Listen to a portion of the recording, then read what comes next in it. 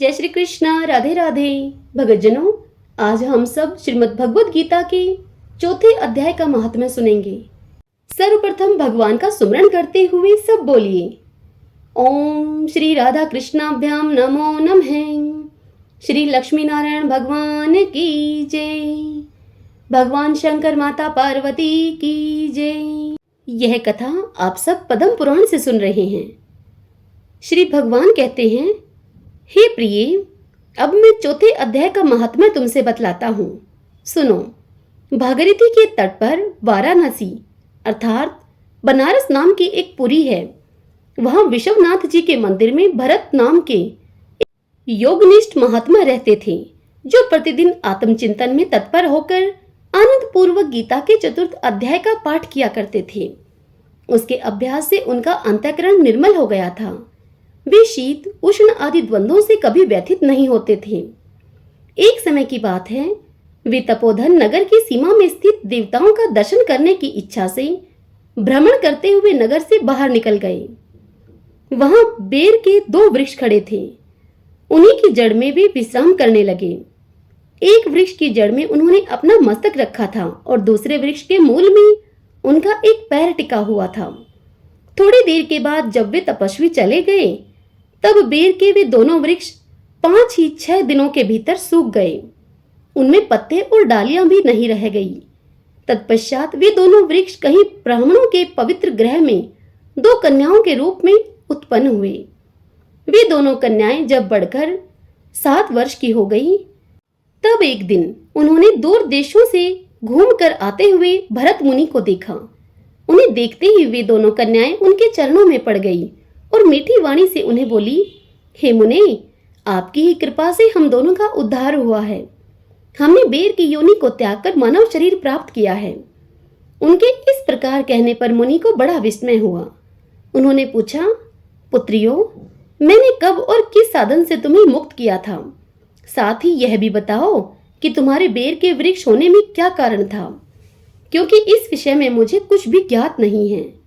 तब वे कन्याएं पहले उन्हें अपने बेर हो जाने का कारण बतलाती हुई बोली, हे मुने, गोदावरी नदी के तट पर छिन्न पाप नाम का एक उत्तम तीर्थ है, जो मनुष्यों को पुण्य प्रदान करने वाला है। वह पावनता की चरम सीमा पर पहुंचा हुआ है। उस तीर्थ में सत्यतपा नामक एक तपस्वी बड़ी कठोर तपस्या कर रहे थे। वे ग्रीष्म ऋतु में प्रज्वलित अग्नियों के बीच में बैठते थे। वर्षा काल में जल की धाराओं से उनके मस्तक के बाल सदा भीगे ही रहते थे तथा जाड़े के समय जल में निवास करने के कारण उनके शरीर में हमेशा रोंगटे खड़े रहते थे। वे बाहर भीतर से सदा शुद्ध रहते, समय पर तपस्या करते तथा मन और इंद्रियों को संयम में रखते हुए परम शांति प्राप्त करके आत्मा में ही रमण किया करते थे। वे अपनी विद्वता के द्वारा जैसा व्याख्यान करते थे, उसे सुनने के लिए साक्षात ब्रह्मा जी भी प्रतिदिन उनके पास उपस्थित होते और उनसे प्रश्न किया करते थे।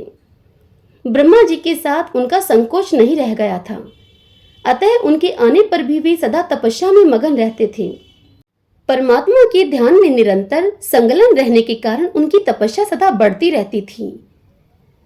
सत्य तपा को जीवन मुक्त के समान मानकर इंद्र को अपने समृद्धशाली पद के संबंध में कुछ भय हुआ। तब उन्होंने उनकी तपस्या में सैकड़ों विघ्न डालने आरंभ कर दिए।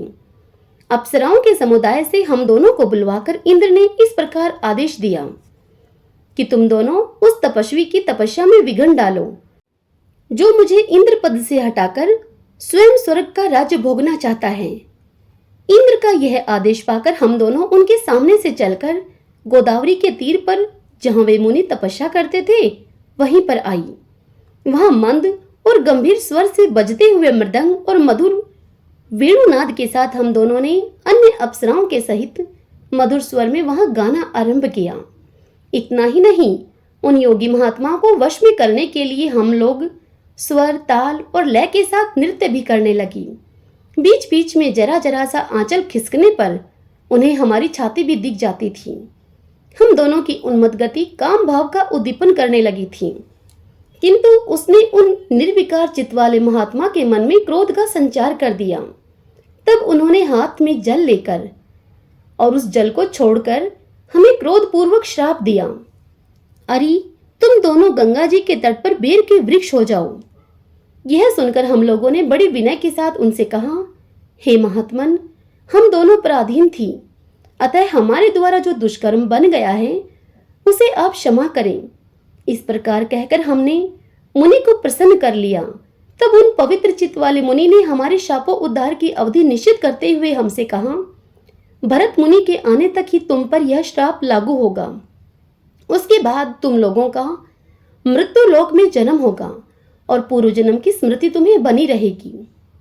हे मुनि, जिस समय हम दोनों बेर वृक्ष के रूप में खड़ी थी, उस समय आपने हमारे समीप आकर गीता के 4थे अध्याय का जप करते हुए हमारा उद्धार किया था।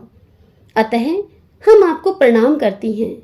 आपने केवल शाप से ही नहीं, इस भयानक संसार से भी गीता के 4th अध्याय के पाठ के द्वारा हमें मुक्त कर दिया है। श्री भगवान कहते हैं, हे देवी लक्ष्मी, उन दोनों के इस प्रकार कहने पर मुनि बहुत ही प्रसन्न हुए और उनसे पूजित होकर विदा लेकर जैसे आए थे वैसे ही चले गए तथा वे कन्याएं भी बड़े आदर के साथ प्रतिदिन गीता जी की 4th अध्याय का पाठ करने लगी, जिससे उनका उद्धार हो गया। हरि ओम तत्सत। सब बोलिए विष्णु भगवान की जय। ओम नमो भगवते वासुदेवाय। ओम श्री शिवाय नमस्तुभ्यम।